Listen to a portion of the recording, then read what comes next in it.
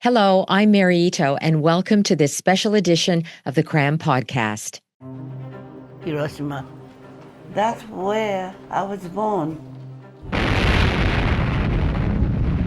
I was 13 years of age at that time. My most important role is to share survivors' experiences.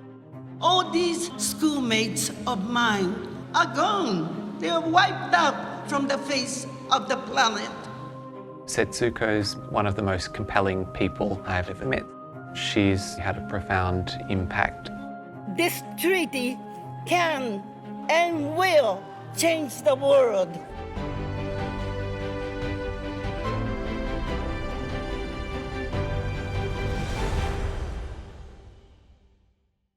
That was part of the trailer from the documentary The Vow from Hiroshima. It's a documentary about the life and work of nuclear disarmament activist Setsuko Thurlow. We are coming up to August the 6th, and that day marks the 80th anniversary of the bombing of Hiroshima during World War II. On August the 6th, 1945, an atomic bomb was detonated over the city of Hiroshima, destroying the city and its people. Some estimates put the death toll at 140,000. And 3 days later, a second atomic bomb was dropped on Nagasaki, causing tens of thousands of more deaths. Those who survived the bombings are known as hibakusha. 93-year-old Setsuko Thurlow of Toronto is one of them. She was a schoolgirl of 13 at the time, and today she's one of the world's most prominent nuclear disarmament activists. She received the Nobel Peace Prize in 2017 on behalf of ICAN, an international organization whose mission is the abolishment of nuclear weapons. And Setsuko joins us today. Hello, Setsuko. Thanks so much for coming on our podcast. Good morning. We are just days away from August the 6th, the 80th anniversary of the Hiroshima bombing. What goes through your mind? Like, what do you think about as this day approaches?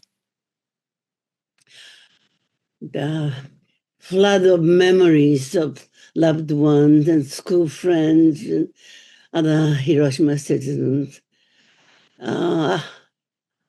They come back to me, and I feel as if it happened only yesterday.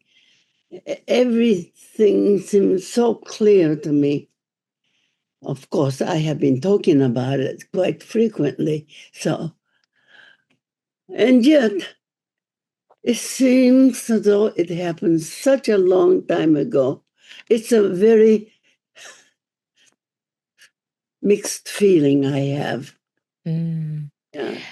Yeah, as you say, you've told the story many times of what happened on that day, but I feel that there are always new generations of people, young people, new audiences who need to hear your story. Can you talk about where you were and what happened on that day? Well, I was a 13 years old, grade 8 student of the girls' school. And since Japan was losing badly in the war, all the able-bodied men were sent to the front. We children and women, even the elderly, were recruited to do the job for the army and city government. City was getting ready for anticipated attack. So for that purpose, they destroyed many houses, and somebody have to clean up the mess.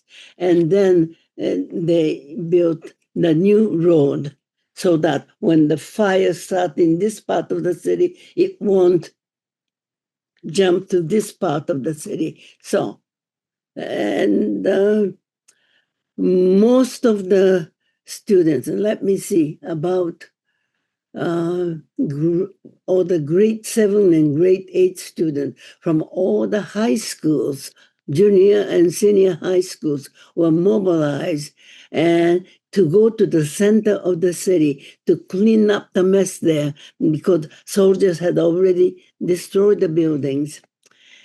So when the detonation took place with a heat of 4,000 degrees Celsius at the ground level, all those students, and let me see, about 7,000 to 8,000 students from all the high schools in the city were in the center part of the city. And what can they do? They simply incinerated, melted, vaporized, carbonized, name it. Most of those students were killed. You see, my best friend was there. Somehow, if she survived and came back to us and told us the last moment of those students, the girls were together. They were badly injured. Then the teacher said, those of you who can crawl toward me. Let's be together and let's sing together. So they chose the hymn, Nearer, My God, to Thee, the girls' favorite music. They chose that and they sang together. Well, the girls couldn't see because of the damage and the eyes were closed, but they could hear each other. So they sang together, and one by one, and just collapsed. And the teacher said, well, some of you who are able to walk, come with me. I'm going to that nearby Red Cross hospital. Let's go. So my friend stood up and received the teacher's invitation. And she put her hand over her shoulder, and the fleshy skin just came down, and she could see teacher's white bones of her shoulder. And that's the kind of thing she brought back to us. And a short while later, she herself passed away. Oh, that's the kind of stories we heard all over the place. I wasn't there. I was in the other parts of the city together with about 30 girls who were trained to deal with the decoding skill. And at that moment, I saw the blinding flash, and I had the sensation of flying up to the air and just floating in the air, and lost the consciousness. When I woke up, I found myself in the total darkness, pinned by the collapsed building. I tried to move my body, but I couldn't. So I knew I faced death, and that's where I was going to die.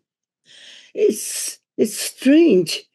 You would think, and the people would respond with the panic-stricken behavior. No, that was not my experience. I was very calm and serene, just facing possible death. And then somebody all of a sudden started shaking my left shoulder from behind. And the male voice said, don't give up, don't give up. Keep moving, keep keeping. And you see the sun ray coming through that opening. Well, get to it, crawl toward it, quick. Since it was a military headquarters, it must have been one of the soldiers. So I followed his instruction, and I was able to come out. It was a total darkness. I never saw the man's face, but I came out. It did happen at 8:15 in the morning. But when I came out, it was dark. It was like twilight. Mm. Perhaps because of all the smoke and soot and everything. And Setsuko, you were with your own class of about 30 girls, right? At the time. Yeah, Yeah. but only I and the two other girls managed to come out of the. So I looked back. I thought about my friends, but I couldn't go back because building was on fire. I couldn't get back. So that meant about 27 girls who were with me were stuck there, strapped there, and was burnt. This is a common story all over, Hiroshima. Yeah. Then I came out in the dark. I started seeing some moving objects, and I wonder what it was. And it was a procession of human beings, but they didn't look like human beings because they were almost naked. And the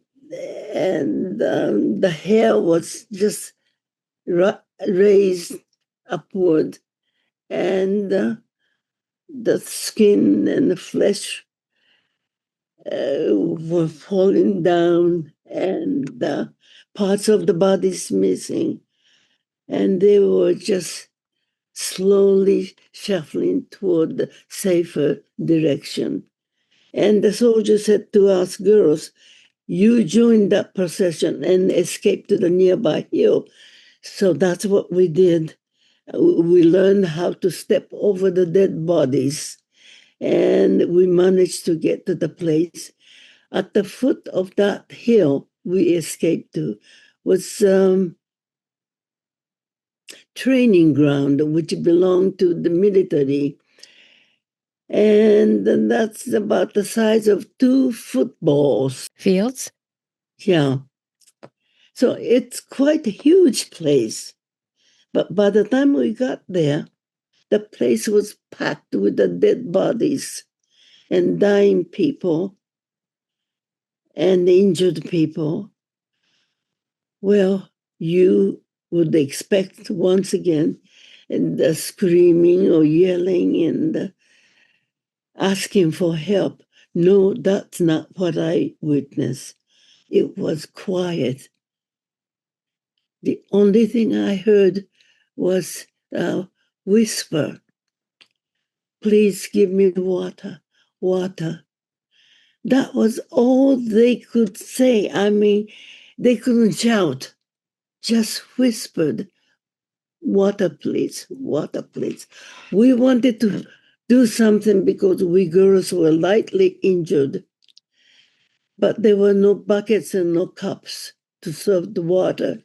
So 3 of us went to the nearby stream and washed off all the blood from our body. And we tore off our blouses.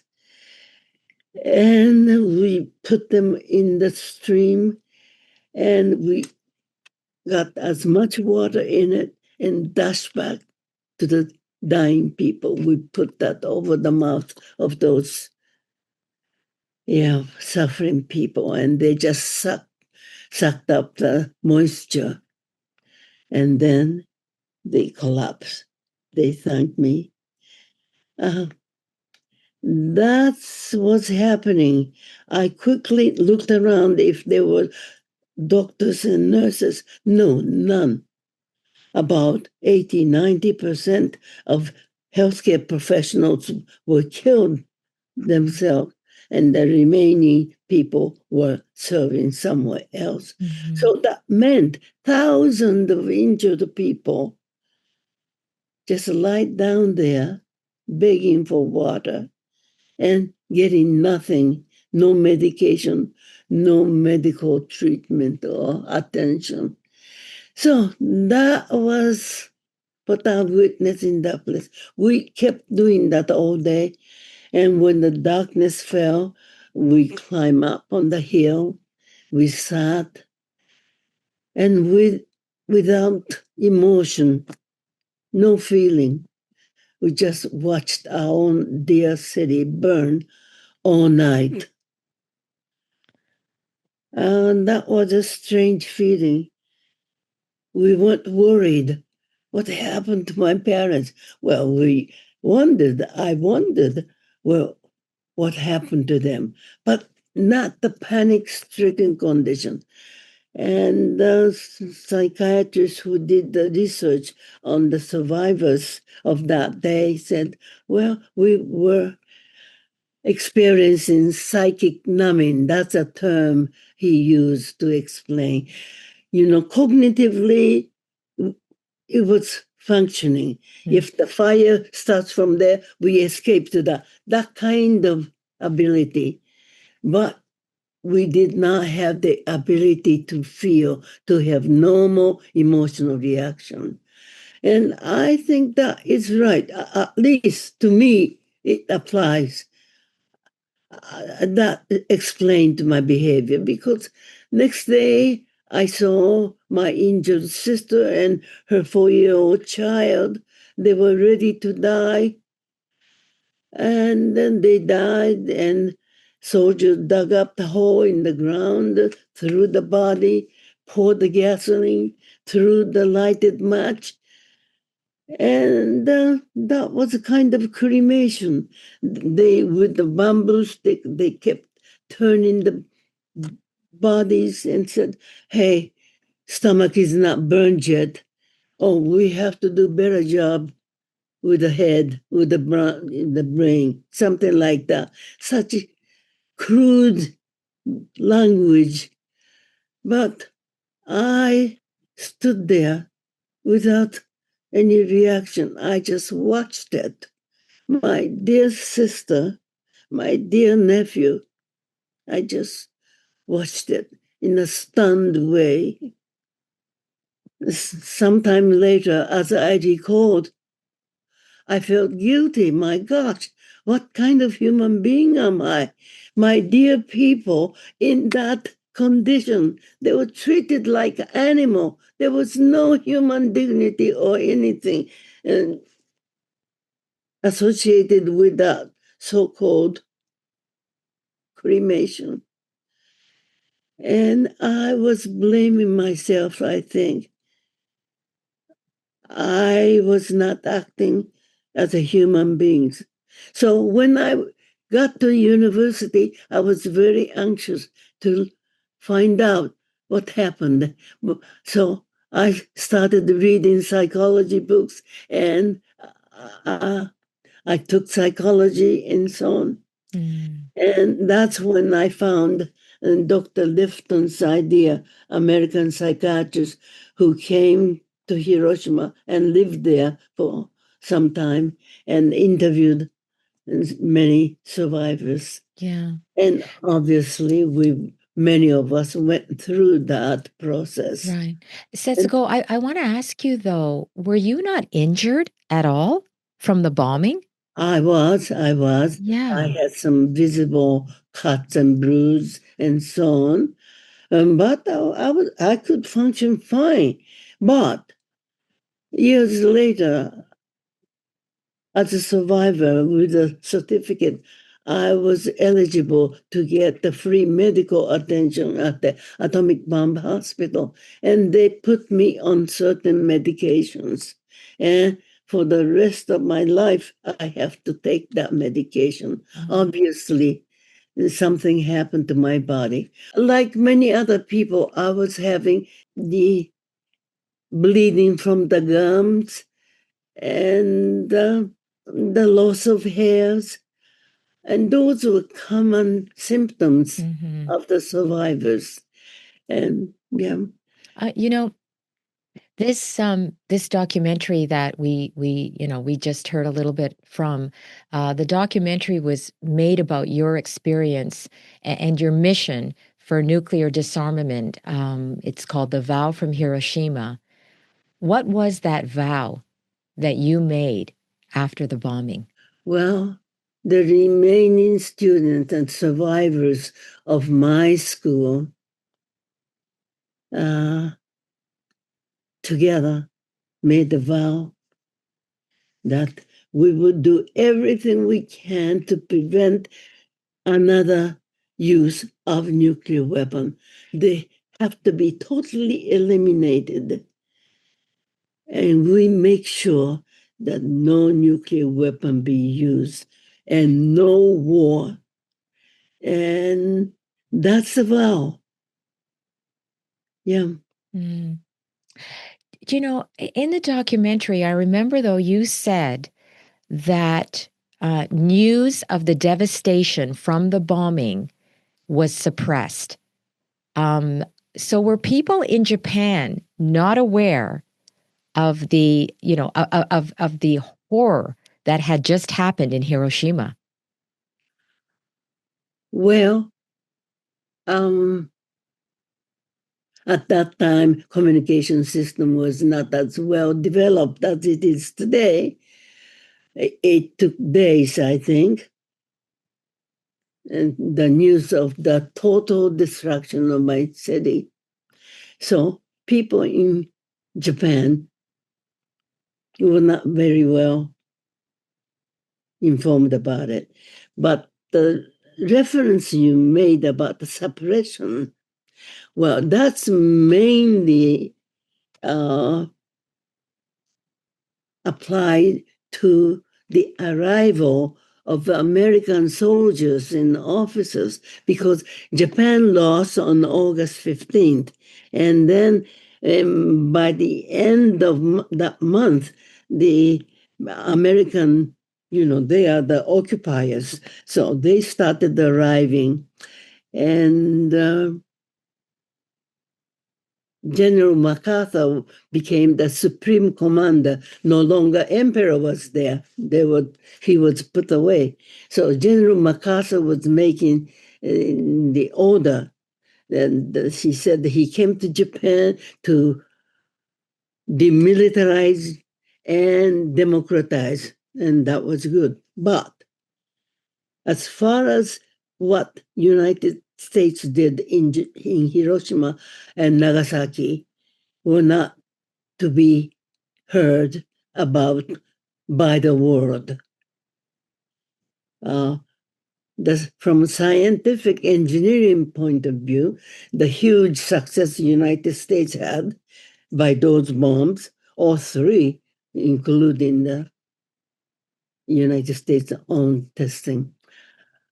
Well, that successful scientific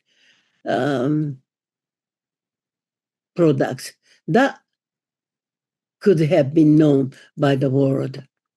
But as far as the human suffering those bombs made were not to be known. That's why the suppression started, because Japanese newspaper started writing about human suffering, and those were censored. But that was not enough. They started confiscating of the survivors' diaries, correspondence, or any other document, including medical documents. And that they made sure that it was a no-no to talk about it, to exchange views and so on.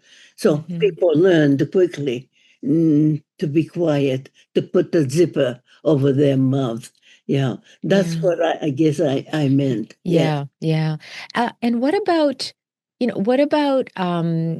other hibakusha, like yourself, the people who had survived the bombing? How were you and others regarded by Japanese?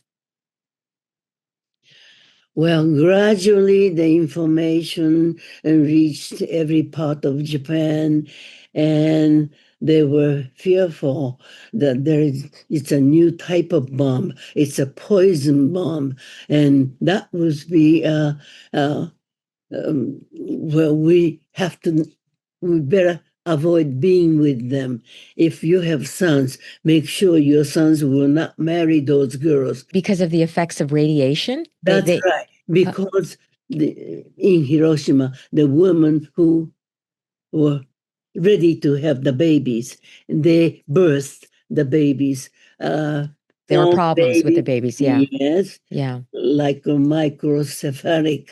They had a smaller brain and some retarded development. So was there a stigma against hibakusha? Yes, indeed. Yes. Yeah. I personally don't have suffering from that myself. I was able to escape to my uncle's place outside of the city. And well, people closer to the city had a better understanding. So they accepted each other. But the people who escaped to other parts of the distant part of Japan, uh, hoping to get the help from their friends and relatives to put them up. But they had a hard time. So I know many girls with the burnt scar on their faces and so on.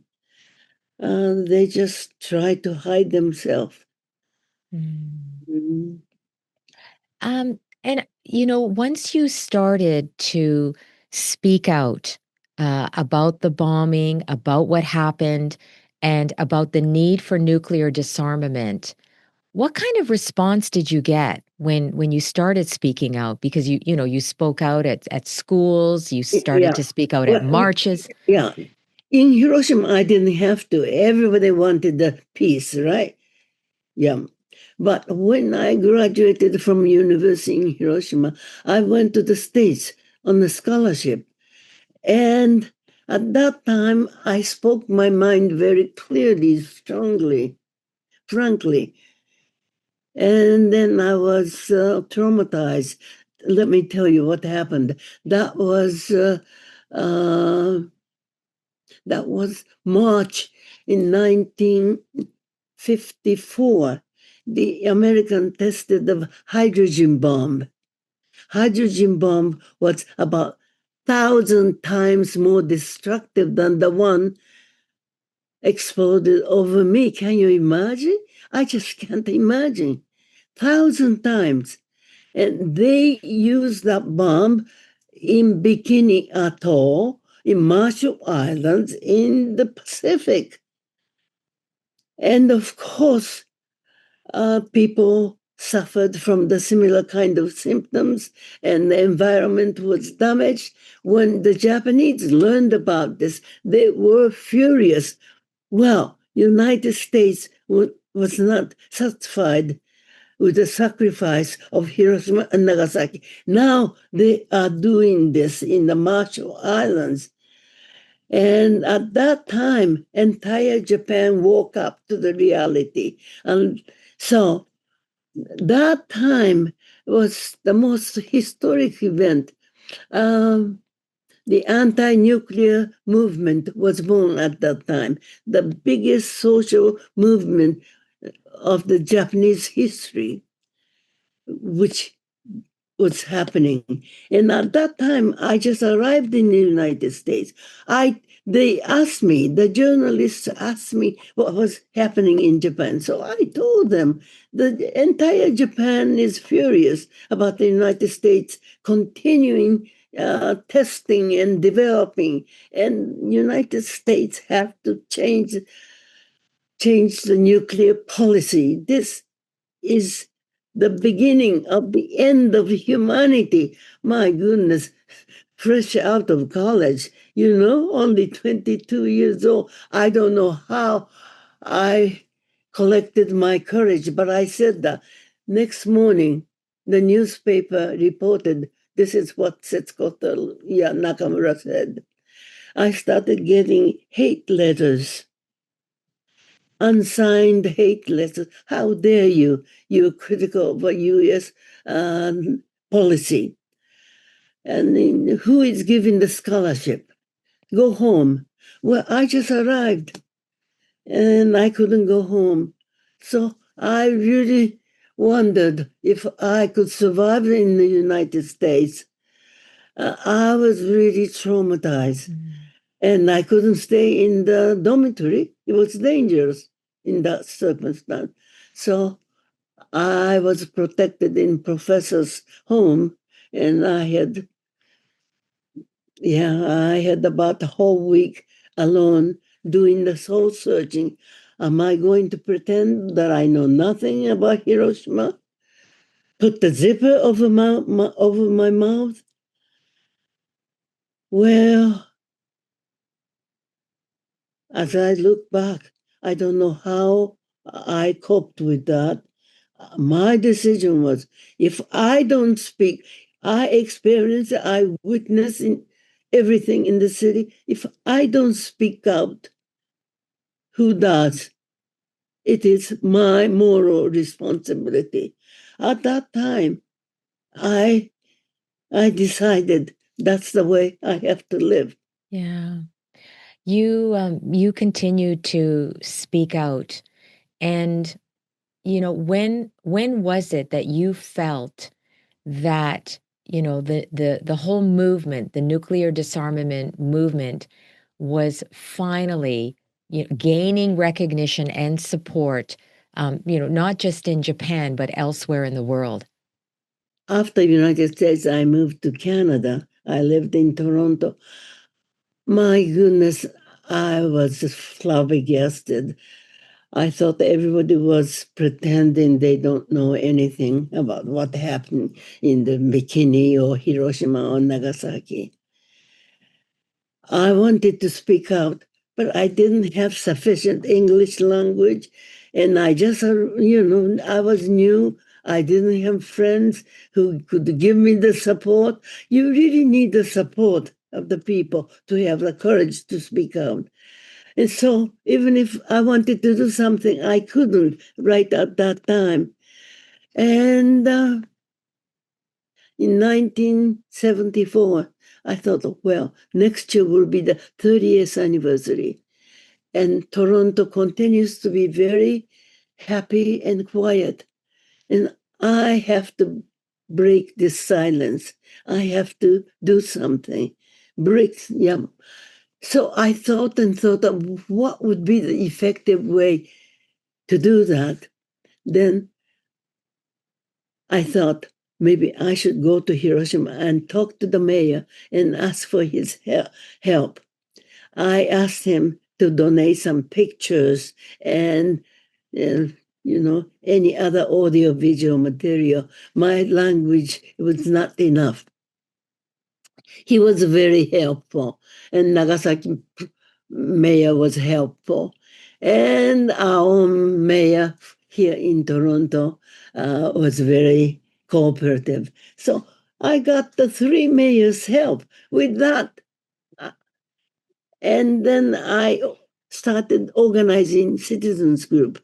I have, professors at the university and the writers and businessmen. Those people came around me, support me. So I decided to go public and to make this visible issue in the mind of Torontonians. I think I succeeded that, and Glover Mail just scoffed at me. I don't care. I braced myself. I kept speaking. So I can never say the silence had been broken. Yes, to some extent. And people started working together with us. It was a big job. Step by step. Yeah. Step by step, yeah. I recall also, in the documentary, the year 1982, and the nuclear arms race was really growing. But people, there was momentum gathering among people that, we need to have nuclear disarmament. Do you feel that year was a landmark year when there were 1 million people who protested against nuclear weapons in New York City? Yes, I was one of the million. I was there too, but I couldn't get into the Central Park because so many people were there. That was very empowering, wonderful, yes, historic event. Mm-hmm. Yes.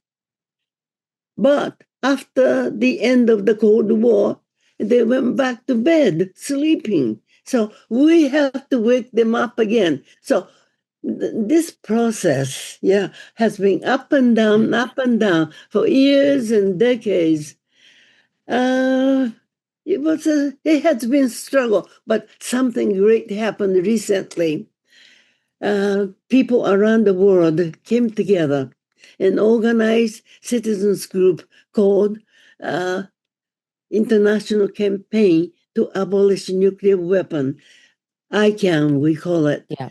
But wasn't that back in 2007? That was when it was formed, right? ICAN. That's right. Yes. Yeah. Years later. Yeah. It did happen. And at the United Nations, oh my, nuclear weapon states were behaving so arrogantly. They had the power. They have the nuclear weapon. Well, at that time, 5 nations and gradually 9 nations got the nuclear weapon. But the rest of the member states of the United Nations, today we have 193 nations, but still 9 nations are the power.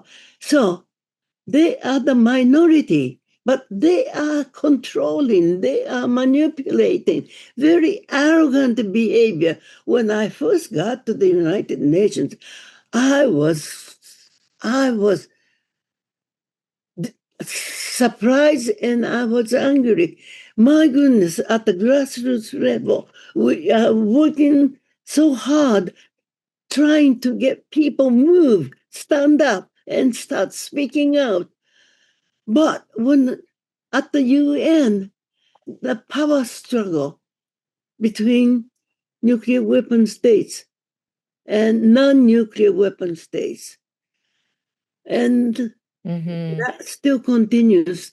I think it's worse. I think we are at the worst point in history. Well, so all the work that you were doing, all the grassroots groups that were working also together with ICAN, I mean, you made a huge stride when it was in 2017 that the treaty on the prohibition of nuclear weapons that was adopted by the UN. I mean, that was a great moment for you and ICAN and all the people involved. Yes. Well, of course, the huge change took place. People became better informed about the issues, why this is happening, how it's happening, how we have to end this. Otherwise, humanity will not survive. Mm-hmm. But it was a result, though, of that treaty being adopted and all the work that led up to it that you were awarded the Nobel Peace Prize on behalf of ICAN. That must have been such a significant moment for you. That was a tremendous moment. Yes.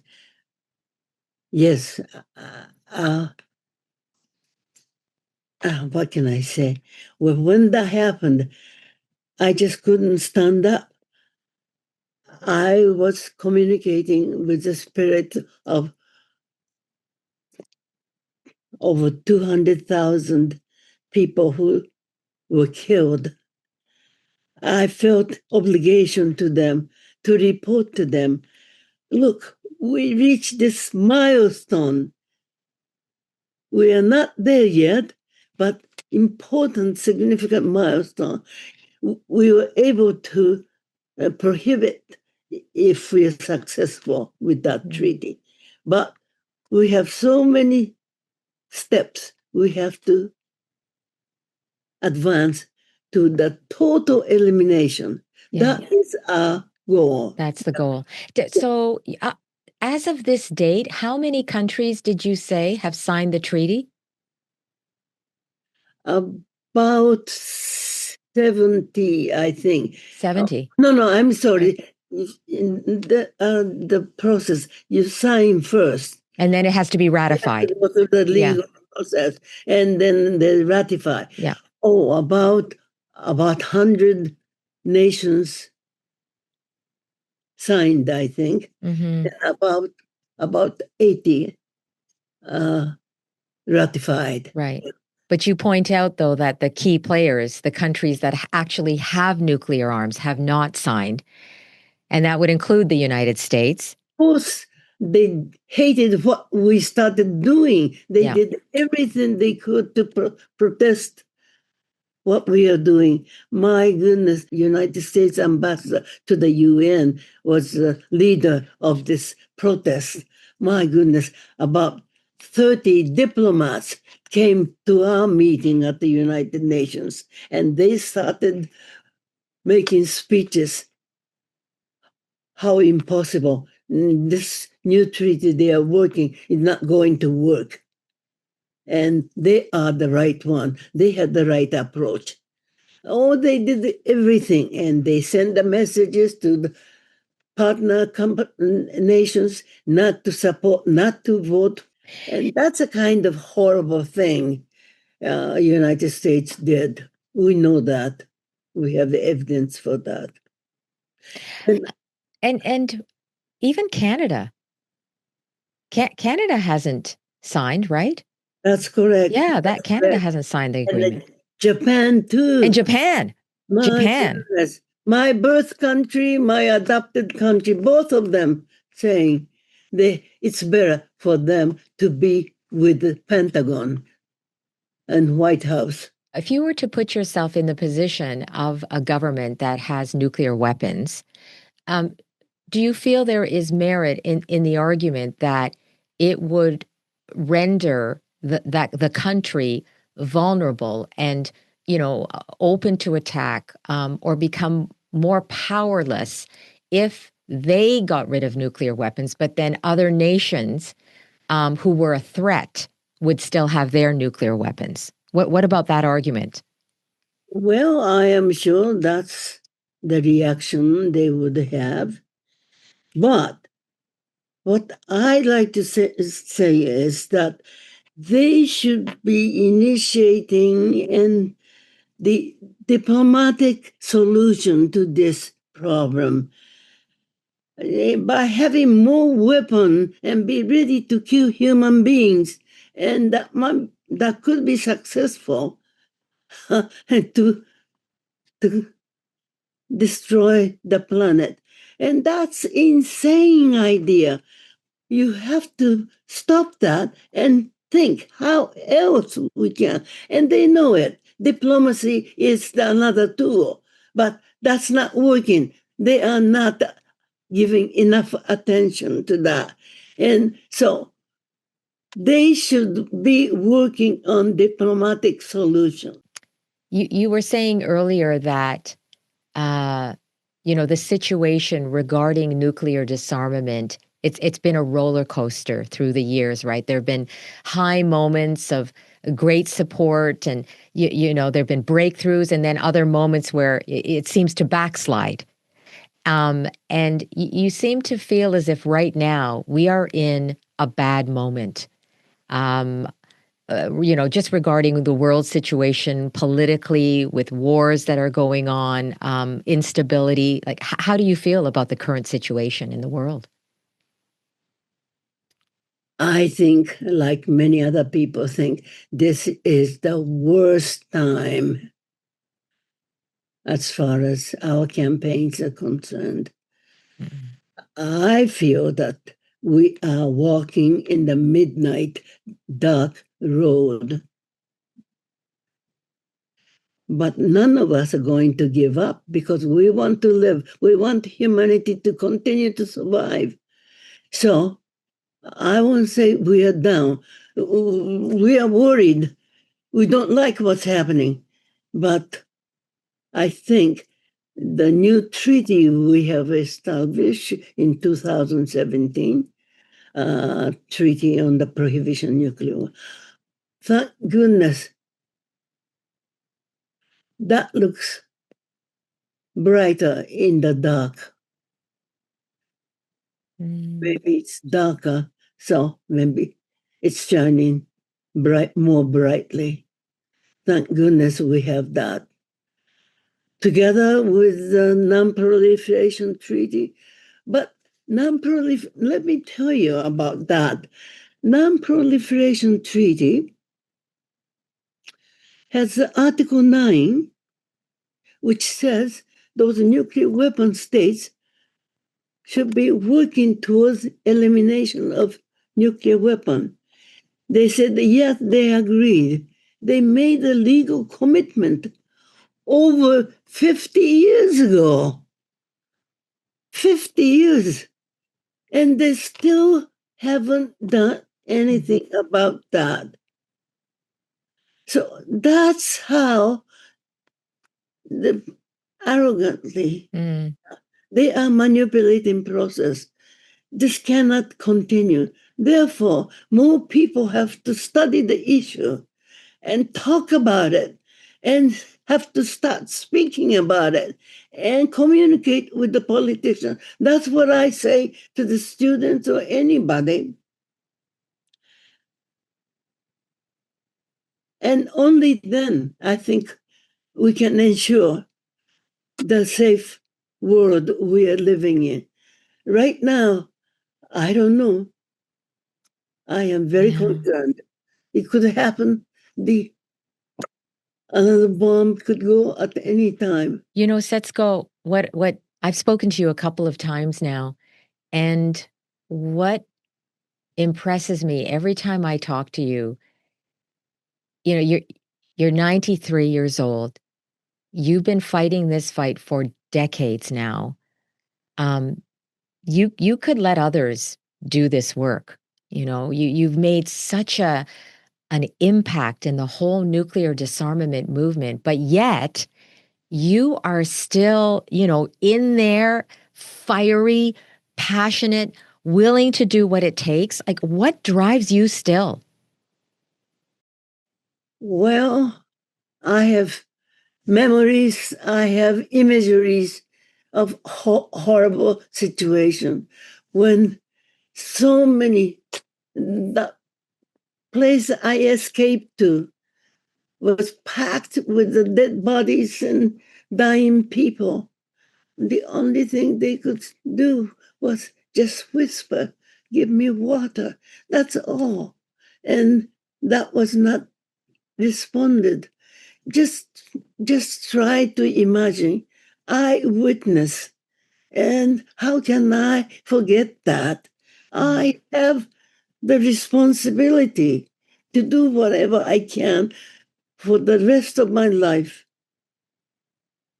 because I want to see people to keep enjoying daily lives as we are having. And this daily life will be gone from human living. Can you imagine? Please try to imagine. And your loved ones were treated like insect or animal. And there is no dignity to human living in that condition. First, we have to get rid of war, and we can improve the social conditions. But we are drifting toward terrible, possible, terrible ending of the earth, the planet. Maybe people haven't thought about it, but that could have happened. Can you imagine? Tens of thousands or millions of people could be melting together. Just imagine that.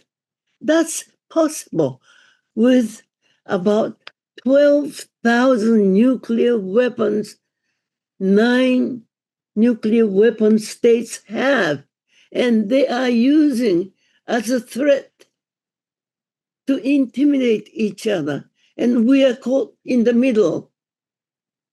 We are being treated like hostage. That's not the right way of living. It's not. It breaks my heart. It takes courage. Oh, I wish. Yeah. Yeah, it does. It takes unbelievable courage every day, Setsuko. Every step you make forward and every step that seems to happen and move you backwards, you're still fighting the fight. Yeah. You know, Canada has a reputation as a peace builder, peacekeeper. Mr. Pearson started that, and several prime ministers followed him. But Canada is not recognized as an active member on this issue. That's too bad. We have lost the world reputation. We have to regain that. And Canada can be the leader. Well, this has been an incredibly powerful conversation. I wish you all the best in your fight, your speaking, your just everything you're doing around the whole nuclear disarmament movement. It's been a real honor to have you on our podcast, Setsuko. Thank you so much. Thank you. Setsuko Thurlow is a nuclear disarmament activist. She received the Nobel Peace Prize in 2017 on behalf of ICAN, the international campaign to abolish nuclear weapons. She lives in Toronto. For more information on Setsuko and her work, please visit our show notes. That is it for the CRAM podcast today. We hope you enjoyed it. Please follow us on social. Our handle is @CRAM Ideas. Thanks for joining us.